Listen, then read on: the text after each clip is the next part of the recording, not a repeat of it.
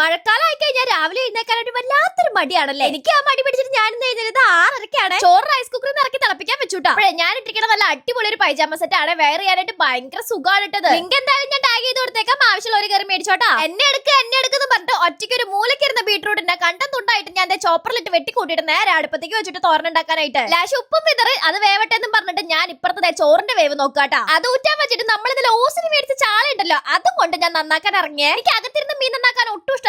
മഴ പെയ്യുന്നുണ്ടെങ്കിലും ഞാൻ പുറത്തിരുന്നിട്ട് തന്നെയാണ് മീൻ നന്നാക്കിയിട്ടുണ്ടായേ. ചാളയുടെ കാര്യം പറയണ്ടല്ലോ, മേടിച്ചു കഴിഞ്ഞാൽ ഞാൻ വീട് മൊത്തം നാറും. ദോഷങ്ങൾ അങ്ങോട്ട് മാറിയിട്ടില്ല തോന്നുന്നു. തേങ്ങ രണ്ട് വഴിക്കാണ് വെട്ടിയതെന്ന്. കൊല്ലംകാരന്റെ പുളിമുളം കറി വെക്കാൻ പഠിച്ചതിന് ശേഷം കുറച്ച് നാളുകളായിട്ട് ആ സാധനം മാത്രമേ ഈ വീട്ടിൽ വെക്കണുള്ളൂ. ഒരു മാറ്റം അനിവാര്യമാണെന്ന് കേന്ദ്രത്തിൽ നിന്നുള്ള ഉത്തരവ് കാരണം ഇന്ന് ഞാൻ തേങ്ങ അരച്ചിട്ടാ മീൻ കറി വെച്ചേക്കണേ. മീൻ പൊരിച്ചത് പിന്നെ നിർബന്ധമാണല്ലോ നമുക്ക്. മീൻമുട്ട പിന്നെ ഉള്ളിയും കുരുമുളക് കൂടി ഇട്ടിട്ട് നല്ലൊരു ഫ്രൈ റോസ്റ്റ് ആക്കി എടുത്തിട്ടുണ്ട്. ഇനിയാണ് നമ്മുടെ മെയിൻ പരിപാടി. ഇതെല്ലാം അത് ലഞ്ച് ബോക്സിൽ അങ്ങോട്ട് ആക്കി വെക്കാട്ടോ. അങ്ങനെ തിന്നാനുള്ളതും കൊടുത്ത് അവനെ പറഞ്ഞേച്ചാ. അപ്പൊ അത്രയുള്ളൂ ഗൈസ്, ബൈ.